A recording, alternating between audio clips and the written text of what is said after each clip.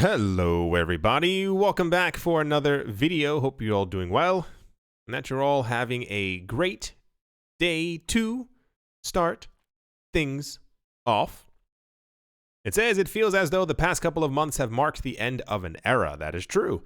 And one prominent Bitcoin whale is now noting that he believes the world is about to incur one of the biggest economic shocks seen in generations.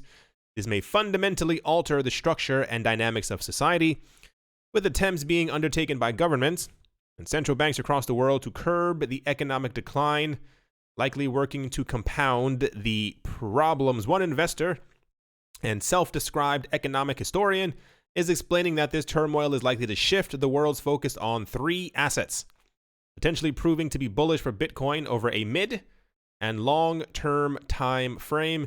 His name is Joe007. We spoke about him a couple of other times before on the channel, or rather we've mentioned him during other times. He is known for doing very large trades on different cryptocurrency platforms. Sometimes he'll make around $12 million in just a couple of trades. It says a prominent Bitcoin whale who can typically be found harvesting massive trading profits at the top of the Bitfinex global leaderboard explained in a response to a question on Twitter that he believes the world's current economic situation is dire at the moment. He notes that the imminent crash is likely to unfold in waves, which each one coming with its own host of problems and focuses. He said it's going to be the biggest economic shock of our generation. It will unfold in waves and over time, giving false hopes and then crushing them. The focus of the crisis will be shifting through different areas. Attempts to alleviate and solve one crisis will lead to more mess. The sentiment comes on the heels of another insight from the Bitcoin whale, in which he notes that the economic reality we all lived before 2020 is over, with a new, arduous reality likely lasting for another 20 years. One action that will likely be undertaken by the Federal Reserve as the crisis worsens is to flip interest rates negative. We are already basically there with anywhere from a 0 to a 0.25% interest rate. But I'll get to something. I think I have it in this video. Yeah, I have it in this video as well. It is looking like everything that's going to be going on will be continuing for at least, as far as economic wise, for at least the next 3 to 5 months. At least. Raul Pal, a prominent investor, spoke about this in a recent thread of tweets, in which he notes that he sees the Fed hitting -2%, while 10-year bond rates also go negative. He muses that this will place the focus of the world on three main assets, namely the US dollar, gold, and Bitcoin, with this focus eventually shifting away from the US dollar as its value weakens, eventually being fully focused on Bitcoin and precious metal. He said dollars, gold, and Bitcoin make the most sense. Later, much later, just gold and Bitcoin. This is an 18-month to 36-month view. Expect many counter-trend moves along the way. We will have to navigate those. This is usually when you hear, it's very rare that I've heard anything like this in my years of being inside of crypto. The way that is usually proposed is that it's either only going to be Bitcoin or only going to be gold. I could definitely see a world in the next 10 to 15 to 20 years where many fiat currencies around the world have completely collapsed. If you haven't been paying attention to everything that's been going on around the world, I implore you, it is, the word isn't entertaining. It's very fascinating to see how quickly everything is completely crumbling. When you know that things are bad and you know that the system is completely broken, when you have banks, institutions, companies, airlines, I mean, you really name it. Everything that's been going on, it is the beginning of April. And we've only been under this pressure, as it were, since the end of January. So that gives us February, March. We're at the beginning of April. So it's been no more than 8-9 weeks, give or take, since things have gotten serious. And a number of companies have completely folded. They are now actually begging the government to please give them money. I watched something yesterday where they were talking about the list of companies who have actually gone to the government and they're like, please, we need 25 billion. We need 18 billion. And they said many years ago, I think this was done by can't remember the guy's name, and that's a shame. The former head of Apple who passed. I can't remember his name at the moment. My brain is going far too quick to think of a name. They said that he made sure that the company always had cash on hand just in case something should happen. And apparently this was done because of Apple's former economic woes during the early during the 80s and 90s, if you kind of want to say that. So apparently Apple always has at least $200 billion on hand for such moments. So they were a bit more prepared, but there are tons of companies, I mean, you've probably watched the news and or have heard about it, that are just not doing very well at all. So the fact that our current society, our current economic structure, our current way of living, or the way that companies and banks have been working, that after 8 or 9 weeks of not having money flow through them are collapsing is a very big indicator that something has to change. Part of the problem is that many people believe is that when this what we are currently in is all over, people are allowed to leave their homes again, what have you, that things will simply go back to normal, or rather back to the way they were. And that's what I was discussing with a friend rather recently, and how you would assume that people would learn from this situation, but they won't. And it's incredibly obvious that people won't either. Part of the problem is, or part of the issue that we're seeing now, is that remember that a lot of the banks and institutions who've come forward in the last 4 or 5 weeks to announce their support for Bitcoin, the adding of Bitcoin, the so-and-so of Bitcoin, the new Bitcoin products. And I mean, as far as like the 40 banks in Germany, I think there's 1 or 2 banks in Brazil or something like that, the bank in Italy. What was the other? Was it in Portugal? It was some other country that for some reason, while all of this is happening, you would assume that they would simply just throw their weight behind the US dollar and or the euro, but they are all announcing that they're going to be custody in cryptocurrency. Yeah, it's just a lot going on at the exact same time. I think it would be very different if we had a situation at the beginning of a month, then it kind of got alleviated by the end of that month, but everything seems to be completely compounding. And if you look at, especially even the news that we had a couple of weeks ago, where people in the Senate and Congress within the States, and I'm pretty sure many other places around the world, were having discussions about this current world situation in January, if not the end of last year. And this is when the whole thing happened with them, where they all sold their stocks and their bonds and made millions of dollars because they knew that the market was going to go down. Apparently, a lot of analysts believe that nothing will be solved within the next couple of months, that things will only get worse, that some things may, reopen, get back to normal, but it won't be the same. A lot of people are going to have this idea in their head. I don't want to fly. I don't want to take a train somewhere. I don't want to travel just because of the risk of the possibility of something actually happening. So as we dig further into this situation where the economy may not be potentially any better or may have worsened by August or September, we then get into that situation where if throwing 1.5, if not 2.2 something, whatever trillion dollars at the economy and at companies didn't help, what will help? So we have to lower interest rates once again to try and get people back into the market. But that didn't work. Okay, so what it's all this nothing that they're doing is working, and a lot of people, I believe, think that things will go back to normal very quick, but I think we are past any normal that we had. The calls from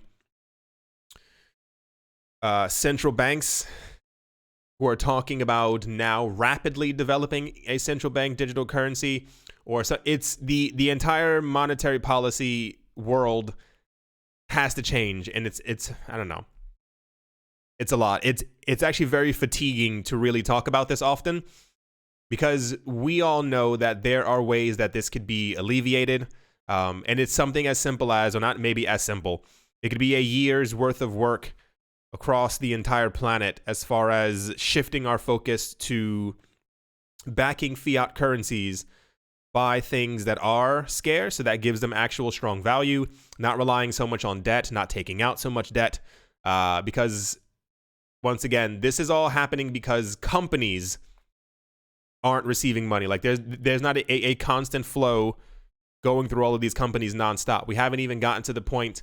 I don't know if I have that article actually in here. We haven't gotten to the point of dealing with the trillions of dollars of debt that the US has to pay back that they probably won't be able to. The other countries who have been defaulting and now aren't allowing their citizens to take out money from banks. Also, something that a lot of people I think also don't think about is when people aren't receiving money from not being able to go to work,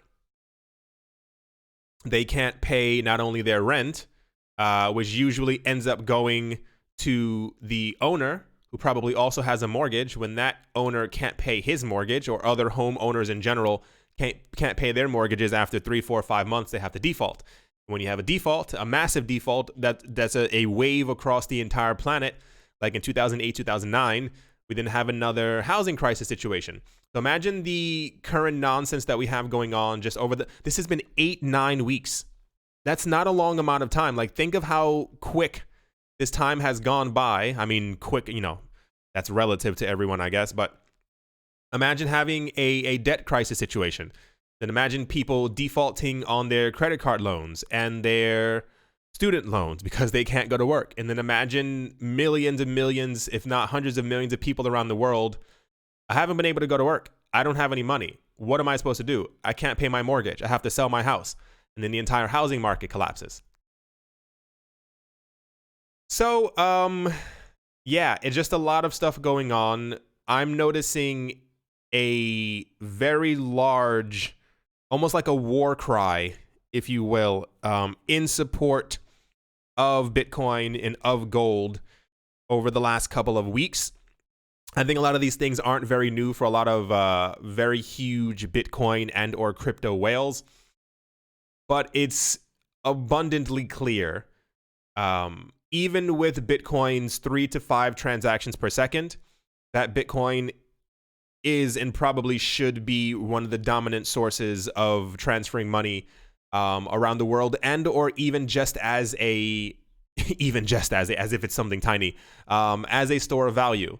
Because the current economics, like, imagine a world where something happens for 8 weeks and completely collapses. Like, imagine not using your car. Think of having your car. Imagine using your car every single day. Imagine it gets really cold or it gets really hot. You're not in the mood to use your car. You don't use your car for 8 weeks and you try to put your key into the door to open it and the entire thing falls apart. You would freak out. Why did my car completely fall apart? Because your car, much like the current economic everything that we live in, is complete garbage. The world has stopped just because of this one thing going on. And that's not even focusing on the other problems that we already had. This is a problem that we've had for 4 months, have been taking seriously for the past 2.5 months, 3 months. And the world can't take it. Imagine this continues for another 5 months.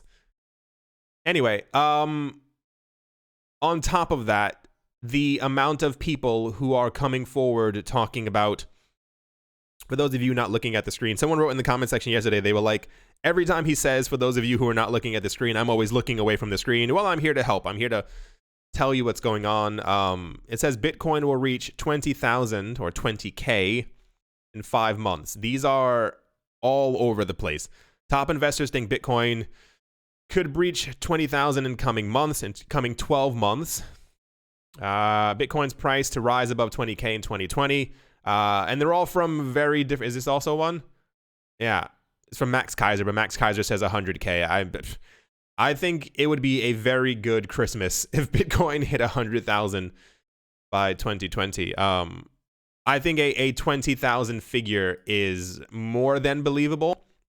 At this point, I think it's more of a unison effort to really focus on kind of what's going on. There's been so much focus, and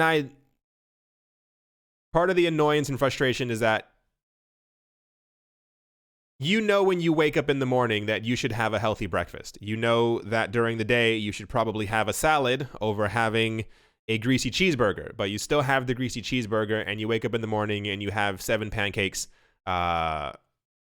with whatever else is on the plate. And that is just as far as, I think if people focused on the thing that made the most sense, at least right now, as far as buying Bitcoin. Weird analogy, but you understand kind of what I'm saying. I think the cryptocurrency market would be in a very different place. I just read an article. They were talking about that apparently a lot of the other 7,000 other cryptocurrencies, 6,700 of which you will have never heard of or never use in your entire life, have been like pumping in price recently. And it drives me almost a little nuts when, if we all just focused on the important coins, which is why I said this will never happen, the cryptocurrency space would be a lot more solid, would be a lot more flexible, isn't the word. Stable is kind of the word. Anyway, I'm going to move on from this topic. It's something that can go on forever as far as the discussion of where all of this should be going, how things will play out. We are not far. I mean, every day we get a step closer from Bitcoin's halving. And I think that will be the real testing point, because I don't think it has to do anything with Bitcoin's fundamentals per se. Like, I think the system works. We know that it works. We know that we can send money around the world, regardless of minor capitulation or people turning off their machines because it may not be extremely profitable. We know that the system itself works. It's more of a getting other people to understand. Like, you've probably had the situation before where you told other people that the current economy is garbage. And people just don't listen. A lot of people just don't, I don't want to say listen to reason, but that's kind of exactly where it is. You can have all the answers to someone. You can lead a horse to water. It's just a matter of if they'll take your advice or if that horse will drink.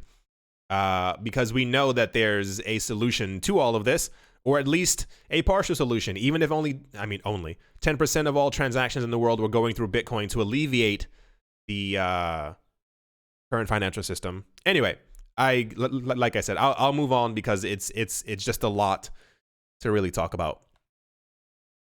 In nonsensical news of the day, a long list of Bitcoin and crypto-related companies are now facing class action lawsuits that accuse them of illegally selling unregistered securities in the United States.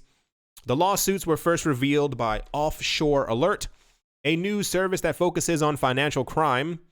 A total of 11 lawsuits have been reportedly filed in the federal court in Manhattan against 42 defendants. At the time of publishing, digital filings have surfaced against Binance, BitMEX, Tron Foundation, QuantStamp, Bbox, KDEX, B Protocol, Civic, HDR Global Trading, and their principals include Changpeng Zhao and the founder of BitMEX, Arthur Hayes. The suits allege that the defendants took advantage of the knowledge gap on how cryptocurrency works, as well as the market's lack of sophistication with digital tokens, in order to dupe or scam the American public into buying unregistered securities that were packaged and sold as utility tokens. I'm sure you can hear by the tone of my voice that this is all a load of BS. According to the filing, they said, working to capitalize on the enthusiasm for cryptocurrencies like Bitcoin, an issuer would announce a revolutionary digital token. The vast majority of the new tokens turned out to be empty promises. In reality, they offered no utility at all. The promises of new products and markets went unfulfilled, with the networks never fully being developed. While investors were left holding the bags where these tokens crashed, indeed, most of the tokens are now trading at a tiny fraction of their 2017-2018 highs, end quote. The lawsuits were filed by Roche, I can't read that, Friedman, the same law firm that is representing Eric Kleiman against Craig Wright. The firm is also the designated lead counsel in a Bitcoin market manipulation case against Bitfinex. I'm going to give you my opinion on what I think this all is, and why. Remember a couple of weeks ago, we had something similar to this. I don't remember exactly what it was. And I said it's always one person. I know this is a class action lawsuit, but I'm grouping it into one grotesque looking human. It's always one person that ruins it for everyone. I find it incredibly funny that during times of prosperity, especially if they're not as high as their 2017, 2008 highs, during times when markets go up, how often do you hear about lawsuits? I would dare say the word never. During 2017, when Bitcoin was going up, when XRP was going up, when Ethereum was going up, when everything else was going up, how many times did you hear the word lawsuit? I would dare once again say the word never. I think a large part of this has to do with not only greed, obviously. There was what happened a couple of days ago? There was some celebrity, I think, who knocked into a person as they were walking off stage in the back or something like that, trying to get to their dressing room. The person alleged that they were knocked so hard that their head hit the wall, which caused them to have a nosebleed and psychological damage. And they were suing some celebrity for like $25 million. It's like, stop being a greedy bastard. When that person decided, and I think multiple people decided to sue Ripple because they said Ripple sold XRP as an unregistered security, which they didn't know. First of all, the entire argument always is, I bought this thinking that it was this, and then I found out that it was not this, and I want my money back. That's nonsense. None of you bought Bitcoin or any other cryptocurrency thinking, when you buy an asset, you are told and especially during a class action lawsuit, I'm going to assume the people who did this already had money. Just throwing that out there. That no asset will go up in price forever. During the course of a 10-year trend, your asset may have performed incredibly well, but you know that there will be gaps. There will be times and periods where your asset will fall down in price. There's going to be a time where you're no longer making maybe 10% a year, making only 2 or 3% a year because something has happened in the economy, and therefore the prices of your property may have dropped by a good 3, 4, 5, 6, 7% over the course of that year. It's logical. It happens with every single asset. This is why there is no perfect asset, because things go up and down. Everything. And then at a certain point, when something is too overvalued or too old or seen as not relevant anymore, it gets kind of passed over, and a new asset is then picked up and loved and beloved by everyone. I'm going to say assumption time. These people have probably been working on this lawsuit for a while, trying to figure out the exact route that they wanted to take to make it seem as if they had purchased something that turned out to be empty promises. That's nonsense. You buy Amazon stock, you buy anything else, you buy Bitcoin with the assumption, after having done your own research, that you are going to buy into something that could potentially in the future continue rising in value. You know, when you invest in something, that there is always the possibility that the value of the thing you are investing in can go to zero. It is the number one thing that you know as an investor. And I'm going to say once again, if you have enough money, or if you have enough so-and-so, because I assume this is not pro bono, to be able to hire the person who is defending against Craig Wright, you probably have more than $1 million in your bank account. Just going to throw that out. Not defending by any means Binance, BitMEX, Tron Foundation, QuantScamp, all these organizations, companies, people. But it's nonsense. The person who was suing Ripple, for those of you who don't know, said he bought XRP and sold it, and he lost $500. And now is trying to sue Ripple, I assume, for millions. Can you imagine? No, you can't, because it's complete nonsense. This news is all over the place. This was your news of the day, the news of the news, the news that's everywhere news. That's what I call it. It's complete rubbish. It has nothing to do with people feeling that they were duped into buying unregistered securities. If you use any of these platforms or have used any of these platforms, you should just know better. And once again, I go back to the very beginning. It's these people who are going to ruin it for everyone. Because in a world where we could have had innovative tokens, where we could have had some company create something, they're going to go, I don't really want to create that, because people will try and just come and sue us after we end up doing something. So something that would have hit the market in about 2 or 3 years is never going to be made now, because people never look further than their own current personal greed. It makes me very annoyed and frustrated. And this also goes back to the entire discussion, even towards the cryptocurrency exchanges. This is exactly why we don't need 7 to 10,000 cryptocurrencies, why we don't even need 100 cryptocurrencies, because a lot of the cryptocurrencies in the top 50 are garbage. Like, they are some of the worst things that you could ever have in any portfolio. So I think not only is 99% of it, I want to say 99, a huge portion, a large fraction of the situation on the cryptocurrency exchanges part, I wouldn't use the word greed, is that they know that there's a market for these things and therefore they have a platform for them to be released. But the other portion of it is, I think that sometimes a lot of companies do think these coins could become something and therefore I'll list them on my platform. And this is why we saw the situation in 2017, 2018, after the entire ICO crisis, whatever, where cryptocurrency exchanges were like, okay, we're going to have like a bit more due diligence when it comes to adding something on the platform, because a lot of the stuff that we were adding before was a little bit garbagey. Yeah, it's just, once again, it would be great. It would be absolutely phenomenal it's not going to happen, and this is why life is ridiculous. Do you understand that life could be so much easier in so many ways for everyone if we just all did what was correct, or if we just did what was the most logical? Imagine a situation where cryptocurrency exchanges all around the world announced that they were going to be delisting every coin except for all of the coins that were in the top 30. And even then, you still have to take out 2 trashy coins that are in the top 10. Just to kind of, push things up a bit, how different the cryptocurrency market would be. And based off of actual real world usage from other projects and protocols, they would be added on a need to add basis to the other cryptocurrency exchanges. How much more stable the cryptocurrency market would be, how much less focused people would be on scams. There was something that just happened. I didn't have it in this video because my brain couldn't take it. There was apparently a scam where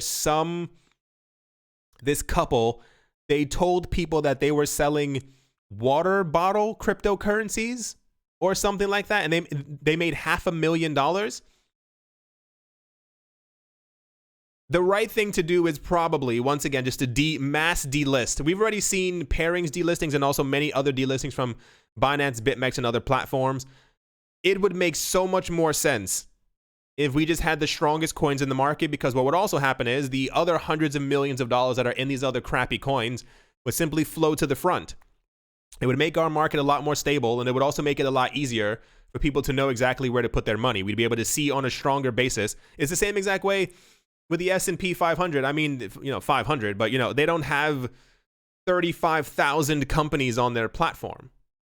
We have to kind of tighten the belt to make sure that everything that is being launched is actually legitimate. Anyway, like I said, that's never going to happen. And this entire lawsuit is just complete nonsense. I assure you, there's an alternative timeline happening alongside us in another universe right now, where cryptocurrency prices have never gone down, and these people have never issued this lawsuit. You're issuing the lawsuit because you thought you could get into some cryptocurrency or some sort of coin that would make you millions of dollars because you fell for the words and scam of another company. And when that didn't play out, when you at the end of the year weren't able to brag to your friends that you had made millions of dollars, you got upset. You said, I'm going to sue them for selling unregistered securities, which was complete nonsense, because you would not have cared, neither here nor there, if said coin, if said anything was a utility token or an unregistered security. If by the end of the year you had made 1.5 million, you would not have cared. It is only because the economy is going down and cryptocurrency prices have not recovered past their 2017 numbers. A lot of people are like, I'm going to sue them because this company sold me so-and-so. Go somewhere else. I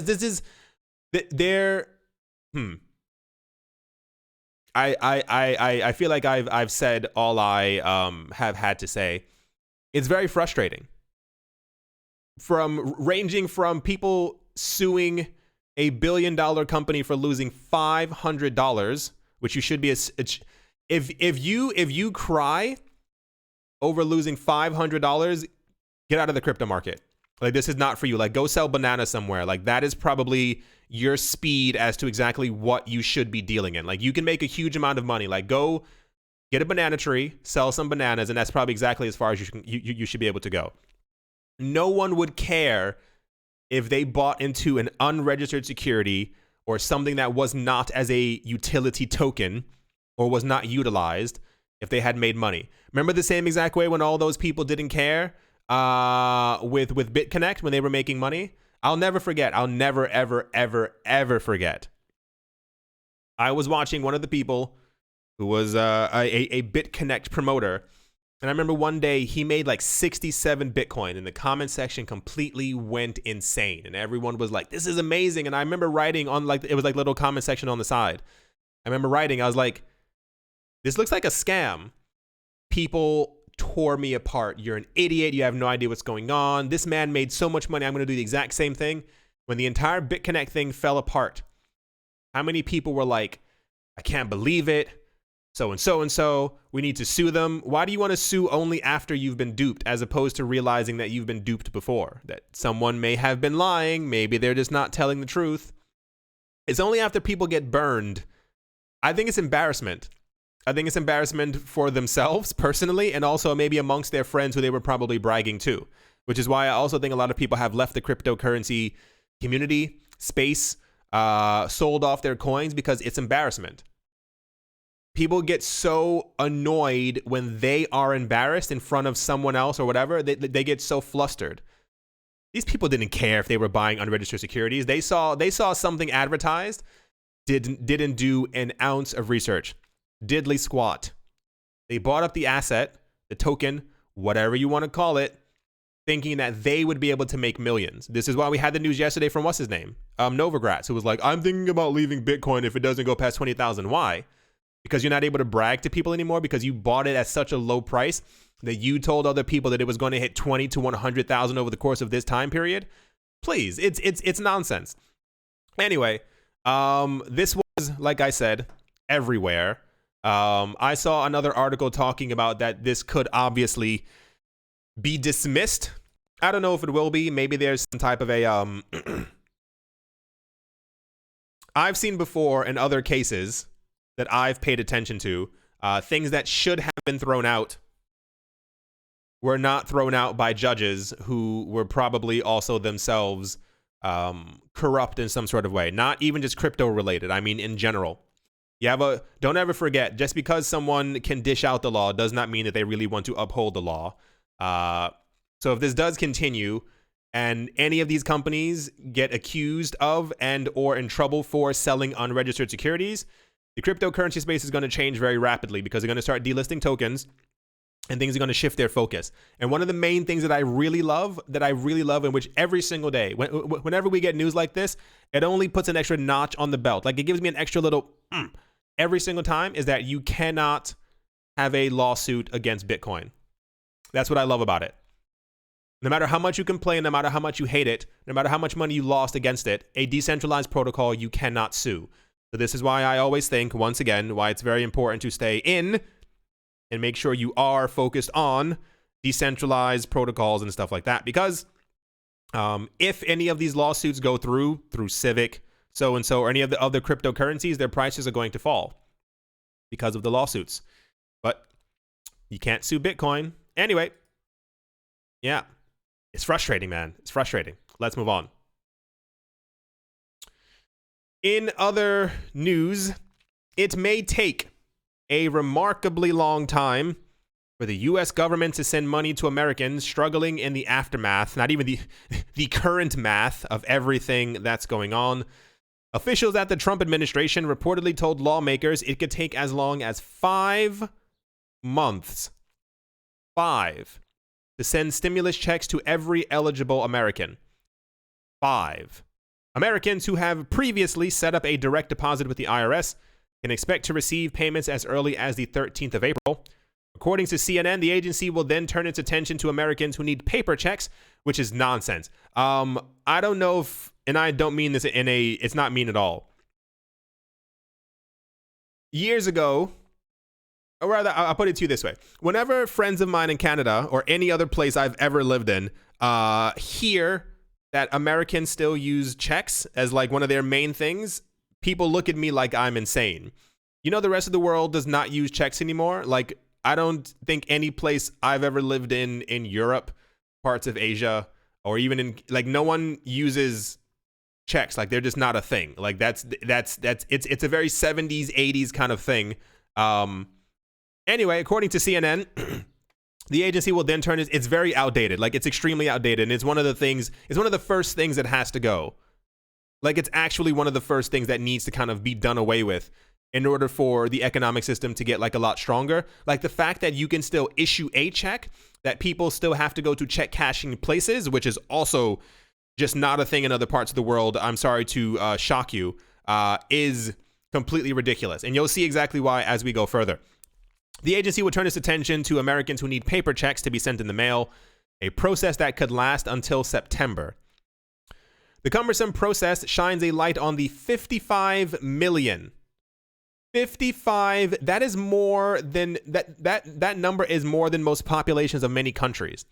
55 million unbanked or underbanked Americans, and the promise of Bitcoin and cryptocurrency, which can save money domestically and across borders in an instant without intermediaries.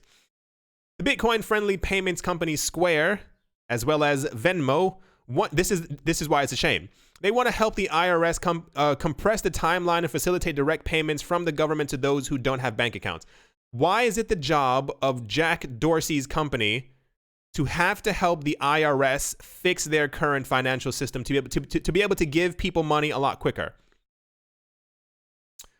Jack Dorsey, CEO of Twitter and Square, is offering to send a technology lifeline to the government. He said, people need help immediately. The technology exists to get money to people today. Even to those without bank accounts, Square and many of our peers can get it done. U.S. government, let us help. Do you understand how dystopian and odd all of this is? It's why, and this is my fear. It's because I know, going back to the beginning of the video, that none of this will be fixed. None of this will be mitigated. Like in 7, 8, 9, 10, 11, 12, 13, 14 months, when everything is relatively back to normal, we're still going to have the same situation. Stocks may have gone back up. The housing market may have recovered. Things may have gotten a lot better, but it'll still be the same garbage infrastructure that we had before. The fact that you are actually able. Now, here's the really weird part, and I wonder if the IRS actually says yes to this, which I don't think they will. It would be incredible. Imagine a situation where the entire government of the United States is going to have problems sending money to 55 million people in their country. 55 million, huge number. Imagine those 55 million people just being able to download an app and the money gets sent to them through that. It would take them no longer than 2 or 3 hours to get their money, as opposed to 5 months. The recently passed Stimulus Act allocates $1,200 to individuals who make $75,000 or less, and for married couples who make a combined $150,000 or less. The payments are reducing. That doesn't even matter. That numbers don't even matter. The problem is, 55 million people. Do you know? So the numbers we were going over before, it went from 300,000 to 3 million to 10 million in 2 weeks of people who are going to try to be able to file for unemployment. I've seen people telling me that they have tried to go into the websites to file for unemployment. Of course, you can't. They're lodged, they're broken, they fall apart because too many people are on them at the exact same time. Now imagine if that number balloons to around 30 million people, which is, I mean, we're at 10 million. So it's fairly likely we're going to hit that 30 million. And then imagine 55 other million people who also can't get their checks. And even then, think of it this way. The entire idea was to get the $1,200 to people immediately. They need this money. They need their so-and-so, which is also complete nonsense because the actual airlines and other companies like that are getting billions, which instead of, having to bail out the actual corporations once again, like 2008 and 2009, imagine bailing out the people. Imagine if companies were held accountable for their own losses. You're a big company now. You have to pay attention to the money that you make. Oh, you didn't use your money wisely? Well, there you go. Your company is now broken. Instead of bailing out them, the corporations and the banks with billions and trillions of dollars, imagine if all that money went directly to people around the world or to people within the US. Sounds weird, right? Like a lot of you were like, oh my gosh, yeah. Like imagine if instead of 1,200, American people were getting 5,000. Because we went over this before, a lot of people have rent that's a lot more than 1,200. And the entire idea was that those checks, those monies would go out within the next couple of days. Can you imagine 5 months? You get $1,200. You haven't worked for 5, 6, 7 months. What is that $1,200 going to do for you? I'm asking, like, what is, after 7 months of not being able to pay your rent, what does $1,200 do for you? So, very interesting times ahead. There are just so many things happening at once, and this is what I think is, probably the most overwhelming for everyone. It's not only the fact that you can't leave home, everything else is happening nonsensically, not a word, outside. Interest rates are down, which I think a lot of people don't really pay attention to, but it has a huge effect on the actual economy. No one's willing to borrow. People can't pay back their debt. People aren't getting paid. People can't go to work. $1,200 does absolutely nothing. And we are basically knocking on the door of a depression. So, can you imagine if things get really bad in the next 4 to 5 months? Like, this is of course not going to happen. Not going to happen. Imagine things get really bad in the next 4 to 5 months. And any government is like, we are shifting over to Bitcoin because it's easier to send. We can send it in real time. We're going to track transactions, of course, but this is an easy way to get people money every month that they need. We, the government, are going to start mining Bitcoin to make sure that people around our country are able to receive money every single month. That is probably the closest thing. Like, I think it's more possible for me to grow wings and fly out of my window and have a fight with Batman on top of a roof than it is for that to happen. But it makes so much sense. It would make sense for governments to try and look for an alternative as opposed to printing more money and increasing inflation. We live in a very frustrating world, a world that could make so much more sense, but it probably never will. And I think this is our curse, is that the people who run things know what's right, they know what's correct, and they know, or at least have options to understand how things could be better. But yeah, 5 months.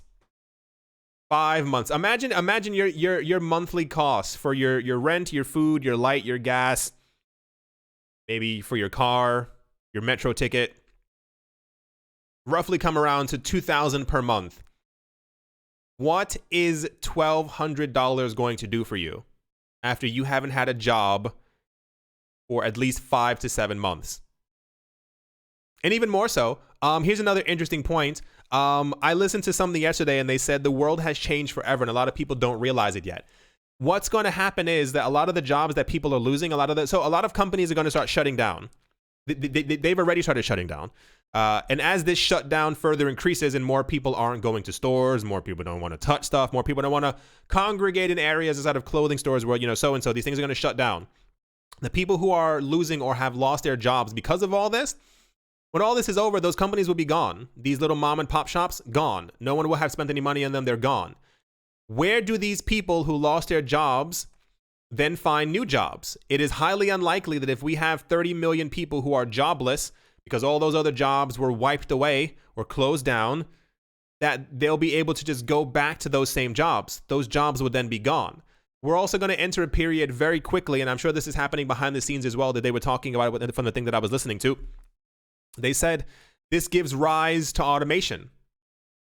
What happens when you have a massive population who can't go to work for 4, 5, 6, 7 months? You turn to computers. You turn to machines who can do the same exact job at a lower cost, who don't get sick, who don't call out, who aren't affected by the current thing that's happening in the world. That's even more jobs lost. And then you have a situation where even other people don't want to start going back to work because they're still afraid of the current thing that's going on right now. So you have all these factors to kind of play in. Like the world won't be back to normal for at least another year or two. Any type of normalcy that we think will come back is not going to happen because the world has changed. We now think of each other differently than we did before. We think of interaction with each other differently. We think of interaction in the workplace completely differently. And that won't change anytime soon. And also, the companies who are losing tons of money, we already spoke about automation before. And automation, the automation we were talking about was in a world where things were going as they were previously, on the same exact trend line. The self-driving cars, the self-driving trucks. Imagine a situation like where we already were going to see self-driving taxis, self-driving Ubers, self-driving so-and-so, self-driving trucks that were delivering food. Now imagine a situation where that accelerates because I don't want to touch a door handle. I don't want to do that. I don't want to be in a car with another person who might cough on me or sneeze on me, who might have sneezed before.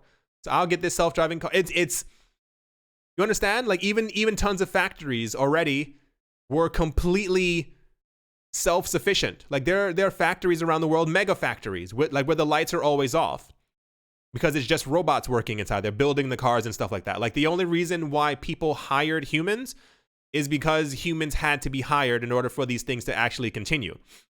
There was always a human quota. Like we are in the future. I don't know if you have picked that up. We are in the future where everything can be done by machines. Everything. Did you see that thing about a year ago? It has to be a year at this point, where Google has a personal assistant that sounds just like a human and you can't tell the difference. They made a phone call with her to, I think, like book a hair care appointment or something like that. And you can't tell the difference. Like we have a world where we have virtual assistants, like not even the Siri and stuff on your phone. Like within the next 2 years, the world is going to be vastly different from the world that we know right now, even besides the current thing that's happening in the world. So imagine all of that. Imagine even like accounting jobs and stuff like that. Even when it comes to taxes, these will all be simplified due to blockchain. Just even blockchain on that entire note. Imagine a world where these 55 million, 30 million so-and-so people will never be able to find their old job again. A lot of people, I know people right now who went to university and I'm not joking, they have trouble finding jobs. They put out 200-300 job applications. And I used to think that people were joking, like with these fake numbers. Yeah, I sent out about 150 job applications. Yeah, sure. Yeah, I'm okay. Okay, Mike, I'm sure. No, they actually sent out these many. There just aren't jobs for them. So in order to be able to pay their bills, they have to work in fast food places or they have to work in restaurants. Like these are people who got like actual degrees, but there's just no, like a lot of the jobs that we were promised years ago when I graduated high school are no longer really jobs. A lot of stuff is being completely automated. Like even when it comes to like, what's it called? There was something I was reading about the future of the real estate market. There are ways now that you don't really even need a real estate broker.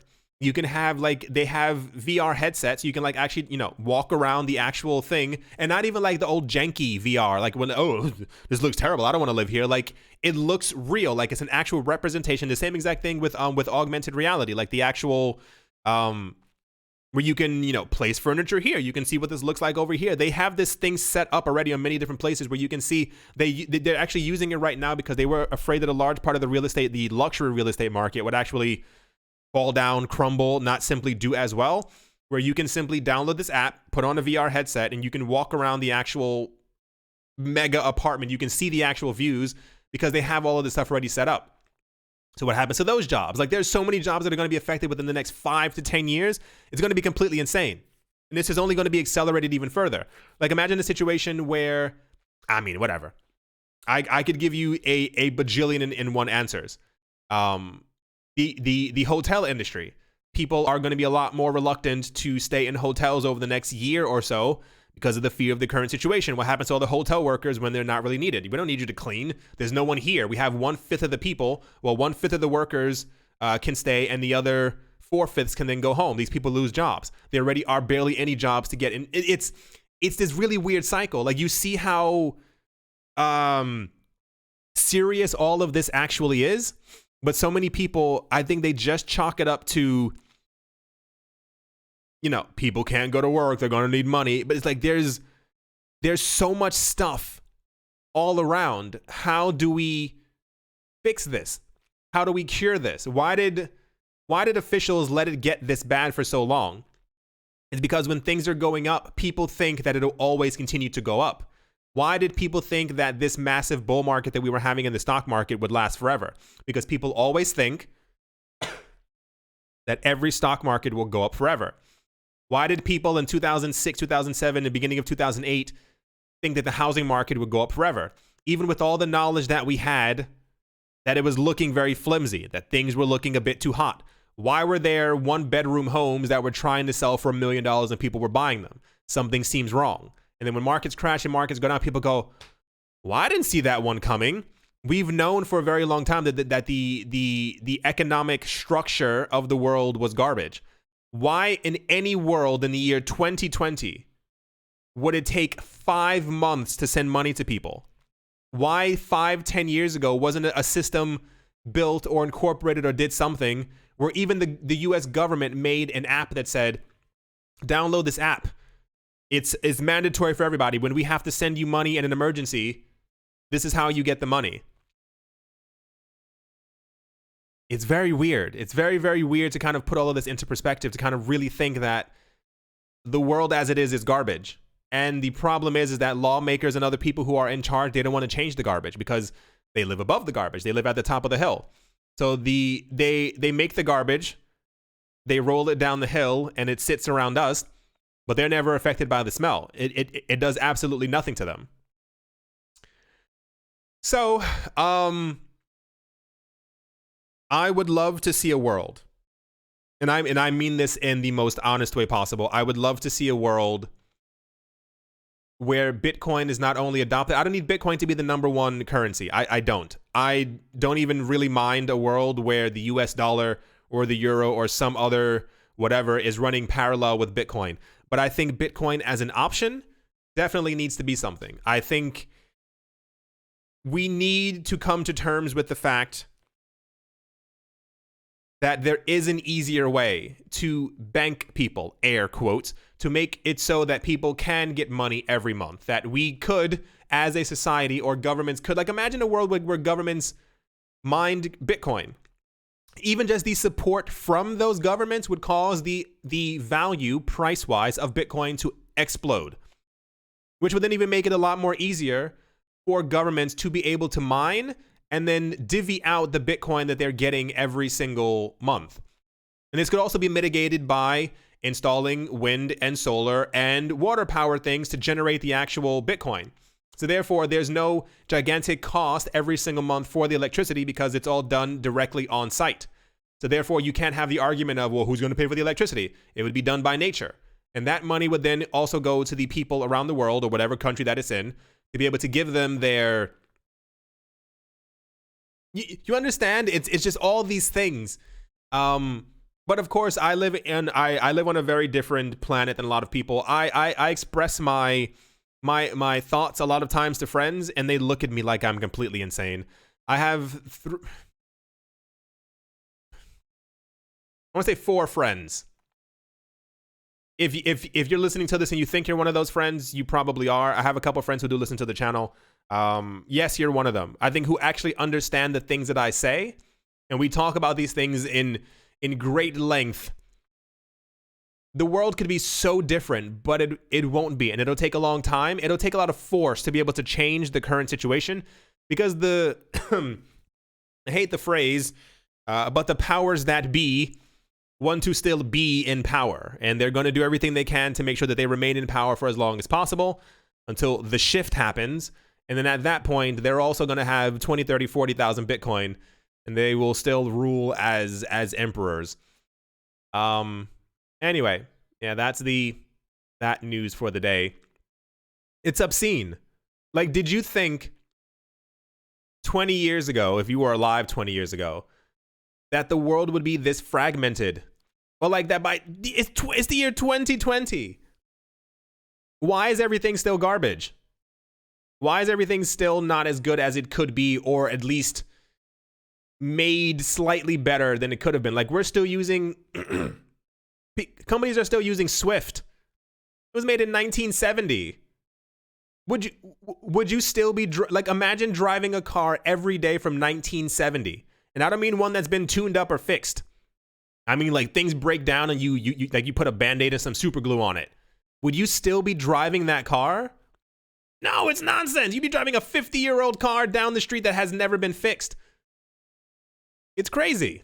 It's crazy to think about, especially you imagine driving a 50-year-old car when we are on the cusp of having fleets of self-driving cars about to hit the road. It's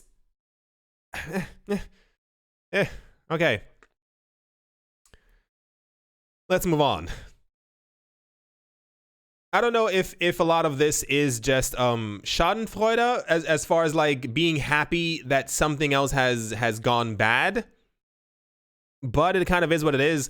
It says Bitcoin preppers were proven right once again yesterday when the first US bank closed amid the economic collapse caused by what's going on right now.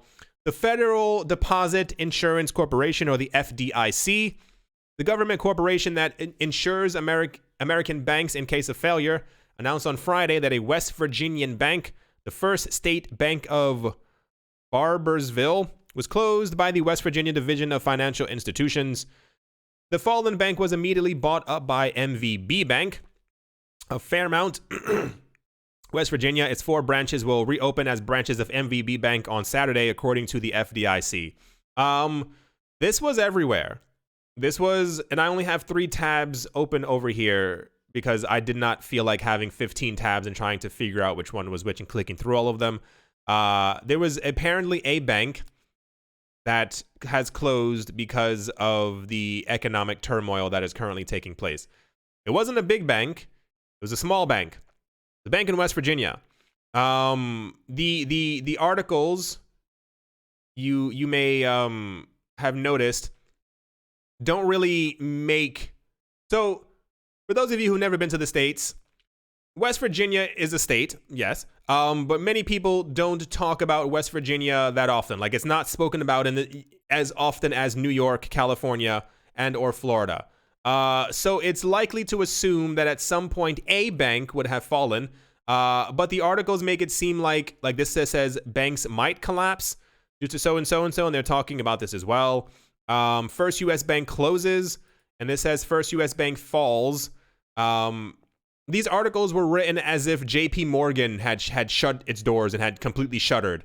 I think this does kind of make a case for Bitcoin. I think we can have many cases for Bitcoin, but I feel like a lot of articles have just been written in the attempt to make it seem as if, I don't know. You understand what I'm saying? It's really weird. There's like, this article was everywhere. Not this particular one, but this news story.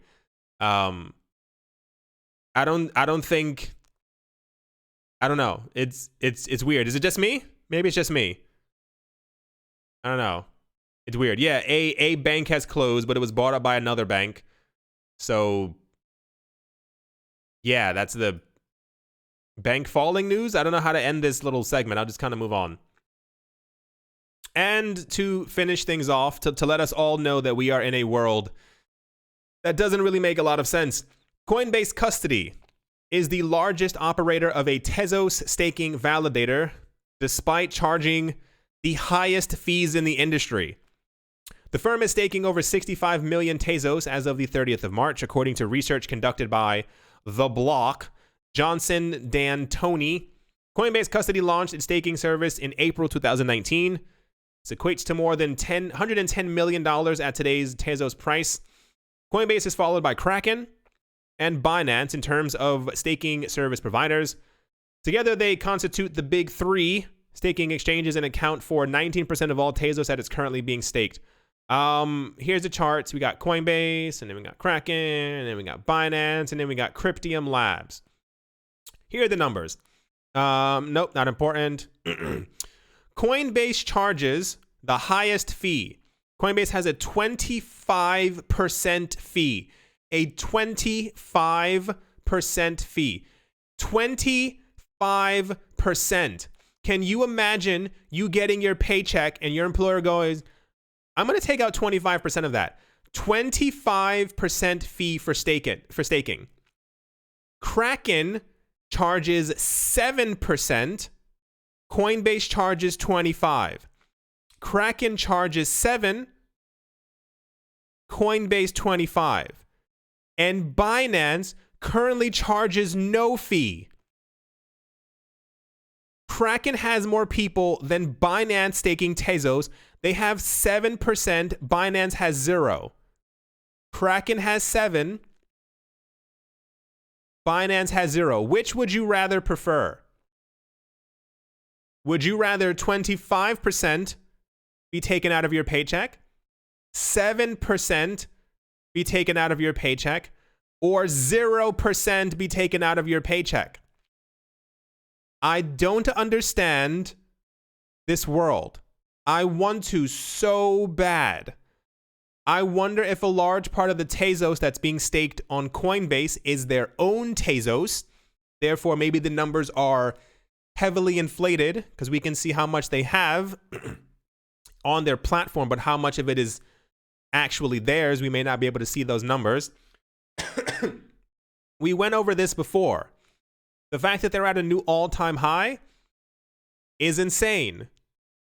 Would you be using, imagine every time you sent Bitcoin, 25% of all the Bitcoin you were sending was taken as a fee. Imagine if every time you sent Bitcoin, 7% of all the Bitcoin, the amount you were sending, was taken out as a fee. Imagine sending your Bitcoin and having no fee. Why is Coinbase being used more? And I don't even, not even Coinbase to Binance. Why is Coinbase being used more than Kraken? Do people not know numbers anymore? Like what did I miss? What was the? I'm missing some larger part of the picture. Do you understand? There are when I used to buy mutual funds and stuff like that. I forgot the name of it was not Concord. Oh gosh, what was it called? Vanguard. Yes. Oh, I did it. Look at me. Vanguard. I remember checking the actual percentage fees that they would take out as a fee for using their platform. Vanguard had the lowest. I think it was like 0.15% fees or something like that. There were other places that had larger fees than them. The fees were like 2%, and people were still using that. Why would you can get the exact same product. It's not like Coinbase's Tezos is more golden or it smells better. It's the same Tezos. Why would you be okay with getting 25% of your profits be taken away? Why would that ever be an option? Can you imagine selling property and same street, same exact street? I even go as far as say the same house on the same exact street. 2 houses right next to each other. You own both of them. Why would you ever think it was okay to be charged 25%? I dare even say, I think Coinbase could raise their fee to 33% and it probably would have no effect. 0 effect. People would be like, okay, that's fine. I'm okay with losing money. Is it me? Am I? Wait, 25%, 7.25. Binance currently charges. No, it's not me. I can read. Why?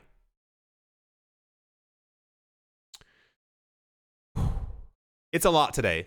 It's just a lot. Some days when I make videos, I notice a lot of people in the comment section they'll often ask why I sound so flustered. Do you know what it's like going through news every day and about 90% of it just doesn't make any sense? Do you know what it's like reading an article that someone made an April Fool's joke that Monero was created by Satoshi and it went up by 10%. During the same exact day, you read an article that says that the Central Bank of France is thinking about using either XRP or Ethereum, and XRP and Ethereum go down in price. You know what it's like reading articles or going over articles or seeing articles that major corporations are integrating Bitcoin, are buying Bitcoin, are custodying Bitcoin, are locking billions of dollars worth of Bitcoin inside of mountains, are saving Bitcoin's code in mountains, are asking to issue bonds on Bitcoin, and then Bitcoin's price goes down. And at the same exact time, someone in a courtroom can claim that he owns 30,000 Bitcoin addresses by handing a judge a stack of 150 papers, and the price of BSV goes up by 35%. Remember a couple of months ago when BSV went up by like 115%? And then said person can tell us that he knows the one individual who pumped the price, which means that the entire pumping was completely fake. You understand how frustrating that is to... It's like having a friend who's hungry. And you're like, hey, I got a cheeseburger. Want a cheeseburger? Oh, no, man. I'm hungry, but I don't want to eat. I have a banana. You want a banana? Oh, no, I'm really hungry. I haven't eaten in 8 weeks. Well, I have food. You can... Oh, I can't. I would punch that friend in the face. It's just so... The world is so illogical, and I can't figure out why it's built this way. It really annoys me a lot of times when I can't figure out why certain things take precedent over other things. Like, wouldn't it make a lot more sense during the course of a recession, a pre-depression, to take more care of your citizens than corporations? Wouldn't it make sense to just simply let the current world fall so that you could rebuild it so that it's better for everyone, so that by the time we have the next generation, we can tell them how horrible things were, but then we go, look how great the government is. Look how awesome they are. Look at how they've helped us. And even just saying that feels weird because we know that most governments are garbage. So it's difficult to say those things.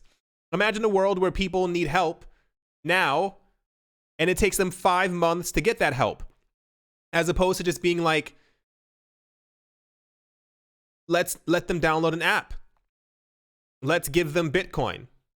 Let's put our focus onto something that we know is very scarce that we can then base. Imagine how crazy the world would be. And the problem is that I think this is just too much logic. If we know that during the gold standard, the value of fiat currencies were incredibly strong, imagine if governments around the world, or even the US government, simply said, let's go back to the gold standard. It would cause the value of our currency to skyrocket. It would make things a lot better. We'd be a super prosperous world, super prosperous country. And all the other countries said, let's do Bitcoin and gold. Let's make sure that the money that we lend out or have lent out has a lot of value so that people are less inclined. You understand? It's so, even me saying it, all of you are sitting there like, that would never happen. Yeah, it's never going to happen because the world is built upside down. It just doesn't make any sense. There are so many ways to make the world a lot better. And it makes me frustrated hearing things like this. Like even the greed of launching a class action lawsuit. You knew these things weren't securities or you don't care. It's the same exact way. I mean, I guess it's the same exact way that people I told people not to buy this coin, don't look into that coin. I'm not going to talk about that ICO. These are definite scams. And people left my channel, follow the other scam channels. I guess maybe just people, I don't know. What could it be? Are people just always looking for a new form of excitement, so they're willing to get burned just to say that they've done it? I honestly can't figure out what it could possibly be. Yeah.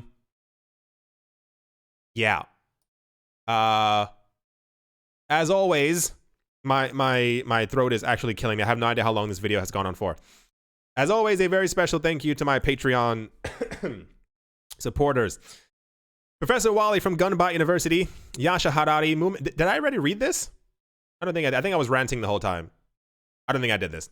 Joshua Vineyard, Martin Stoyer, Josh Gorsica, Chongololo, Songololo. Nope, didn't read that today. Nostromo, Mr. Pickles, John Sarson, The Animal Reader, A Bibliophobia, Barebones. Did I? I didn't. Barebones Mining, Todd Mullis, Adam Graysick, Moy Hammeroni, Master Ventures in Thailand, Brady Neal, Jared Schneider, Wise Night Owl, 242 to the world, Crypto Joe, Bankroll Network, Adobo, Milweezy, Crypto Artist, Coldy 3D, Nicholas Renorth, One Piece, One Love, Damien, Setsuna, Nick Kanaya, Richie Rich III, Vlad the Impaler, Crypto Bitch, Shipmate, Paxis, Nick Man, Gialavori, Anthony Charles, Jim Gardner, Jeremy Fox, Minting Coins, Milton, his chest every day, and Kyle Skips Leg Day, Yes to Crypto, Bodie McBoatface, Anytime Fitness, Monk's Corner Staff, Arfmedic17, Bake Me a Cake, Tigger Macho Nisa, On Crypto with Lionel, Crayola Michelle, URL, and hold on, I have to sneeze. Thank you all very, very much for your support, and thank you to every single person out there who is a member of the channel. Prices are kind of just doing what they always do. They're trending sideways. It's almost said it's summertime. It's summertime, guys. They're trending sideways. It's the weekend, so don't expect too much from prices. I think the week ahead will be more of a significant telltale. And even further on today, we're going to see if stock futures go up or down, which will also be I don't think it's a good indicator of where the crypto market is going to be, but we know that it's a lot easier to see the crypto market go down and go, oh, okay, that's why the other thing went down. There's no real correlation as far as we know at the moment. But trading volumes aren't as abysmal as they were before. XRP used to have trading volumes of around 600 million per day. Ether used to have around 1.4 billion. And I think Bitcoin was around like 12 billion. So, I mean, they're not the 60, 80 billion that we saw a couple of weeks ago. But, I mean, at least we're not like flatlining like we were before. Yeah, I mean, it is I try to remain optimistic. I think I'm a very optimistic person. Sometimes I get down. I think it's normal. I hope, and this is why I get annoyed with cryptocurrency projects, because a lot of things are promised and never really delivered. I hope that all this stuff, technology-wise, that we can build a better world.